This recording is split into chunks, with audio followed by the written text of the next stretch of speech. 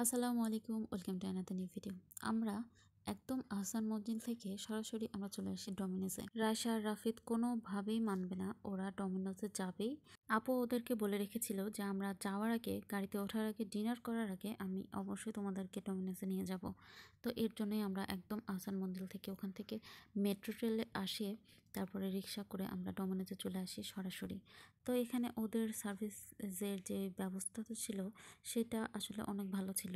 ওদেরকে বলার প্রায় 15 মিনিট বা 20 মিনিটের মধ্যেই ওরা আমাদেরকে সব কিছু সার্ভ করে দেয়। আরেকটা কথা না বললেই না, মেট্রো রেলের জন্য আমরা আজকে একসাথে 3টা জায়গায় ঘুরতে পেরেছিলাম। প্রথমে সংসদ ভবন, তারপরে লালবাগ কেল্লা, তারপরে আহসান মঞ্জিল, ওখান থেকে এতো ডমিনোজে আমরা চলে এসেছি সন্ধ্যায়। কারণ আমাদের বাস ছিল রাত 11:30টায়, তার আগে আমাদেরকে এই কাজগুলো, খাওয়া দাওয়া, রেস্ট নেওয়া সব কিছু কমপ্লিট করতে হতো। ডমিনোজে আসলে আমরা বড়রা কেউ কিছু খাইনি, রাফিদ আর রাশের জন্য আসলে পিৎজা আর একটা স্যান্ডউইচ অর্ডার দেওয়া ছিল। তো ওরা ওখানে খাওয়া দাওয়া করে আমরা একদম সরাসরি চলে আসি কুইন্সে। এখানে ডিনারের জন্য আমরা অর্ডার করি রাইস, তারপরে গ্রেভি, চিকেন, চাইনিজ ভেজিটেবল। প্রত্যেকটা খাবার এতটা মজার ছিল আর এত চিকেন দেওয়া ছিল, সব কিছু ভরপুর দেওয়া ছিল, কোনোটাতে কমতি আমি দেখি নাই। আর ওদের সার্ভটাও কিন্তু করার যে সিস্টেমটা, এটাও অনেক মজার ছিল। তারপরে দিয়েছিলাম বিফ সিজলিং, তারপর ড্রিঙ্কস দেওয়া ছিল আর পানি ছিল সাথে। এই তো সব খাওয়া দাওয়া করে আমরা একদম হোটেলে গিয়ে কিছুক্ষণ রেস্ট নিয়ে আমরা বাসের টাইম হয়ে যায়, আমরা বাসে উঠে পড়ি। আর আমাদের এই বাসটা ছিল গ্রামীণ ফোন ট্রাভেলস। এত সুন্দর সিট, এত সুন্দর মানে সিস্টেম আর এত সুন্দর ব্যবস্থা ছিল, অনেক আরামে গিয়েছি। রাজশাহী, আমরা আসলে রাজশাহীর উদ্দেশ্যে যাচ্ছিলাম।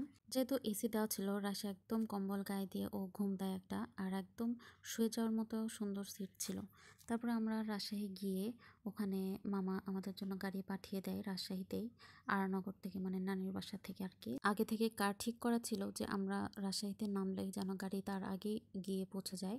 তো এই তো আমরা গাড়ি নিয়ে রওনা হয়ে পড়ি পুঠিয়া রাজবাড়ির উদ্দেশ্যে। আসলে রাজশাহী শহরে কিছু কিছু জায়গা দেখানোর জন্যই আসলে এইভাবে সিস্টেমটা করা হয়, যাতে সময় নষ্ট না হয়। গতদিন সারাদিন ঘুরেছি, আবার রাতেও খুব একটা ভালো ঘুম হয় না, জানি হলে তো কারো ঘুম ওভাবে হয়ও না। আবার সকালে উঠে এই তো আমার গাড়িতে যে ঘুরছিলাম, জাস্ট পুঠিয়া রাজবাড়িতেই নেমেছি। আর কোথাও নামার আসলে এনার্জি আর ছিল না কারোই। চেহারা দেখে হয়তো বুঝতে পারছেন কতটা ক্লান্তি, আর ঘুম তো হয় না প্রায় 20-25 দিন হচ্ছে, তো ঘুমই নেই। কারে যেটুকু সময় ছিলাম শুধু ঘুমিয়েছি, সবাই ঘুমিয়েছি। আর নেমে নেমে জাস্ট এই দর্শনীয় জায়গাগুলো, জাদুঘরগুলো আসলে নেমে দেখছিলাম আর কি। আর লাস্ট মুহূর্তে বেশিক্ষণ আমরা দেরি করি না, প্রায় 10 মিনিট 15 মিনিটের মধ্যে পুরো রাজবাড়ি দেখেছি। আর এটা ছোট রাজবাড়ি, দেখতেও খুব একটা সময় লাগে নাই।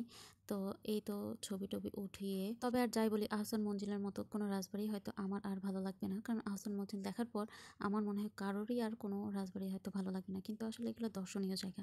এই যে মন্দিরগুলো ছিল, এইগুলোর যে কারুকাজ, এটা তো অসম্ভব সুন্দর ছিল। আসলে এটা সুন্দর ছিল আসলে মন্দিরটা, আসলে এটা হিন্দুদের জন্য বেশি আসলে আনন্দদায়ক মনে হয়। আমরা যখন যাই তখন ওরা পূজা করছিল মনে হচ্ছিল। তখন রাজশাহীতে সারাদিন ঘুরে আমাদের রাতে যাওয়ার কথা ছিল, কিন্তু আমরা এতটাই টায়ার্ড ছিলাম আর ঘুমে এতটা পাগল হয়ে যাচ্ছিলাম যে মনে হচ্ছিল এখনই বাসায় যাই আর ফ্রেশ হয়ে খাওয়া দাওয়া করে একটা সেই লম্বা ঘুম দিই।